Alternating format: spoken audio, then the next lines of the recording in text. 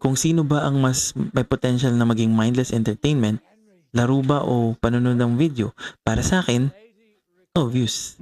Panonood ng video yan. Kasi kahit papaano sa gameplay, nag-iisip ka pa rin, di ba? Kahit papaano sa gameplay, baka may sinusolve ka pa rin na problema. Okay, si Geralt of Rivia nga yung pumatay sa Griffin na yan. Pero ikaw pa rin yung nag-control sa kanya para gawin yun. So, mababa yung chance na maging mindless ang paglalaro. Pero, nangako ko kanina, di ba? Ano ba ang diagnosis ng mga doktor? Eto na. Merong diagnosable na sakit na ang tawag ay gaming disorder. Pero as of the writing of this video, walang diagnosable na social media addiction or anything na pwedeng matawag na sakit na ang reason ay social media. So ayan, ang sabi ng mga doktor natin, pwede kang magkaroon ng sakit na tinatawag na gaming disorder.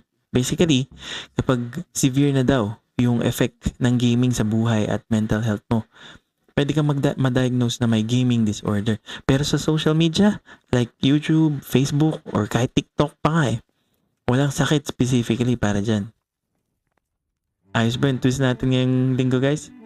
Bida-bida ako sa paglaro kanina. Dinipensahan ko pa yung mahirap kumari na magkaroon ng mindless entertainment sa gaming. Tapos, bandang dulo,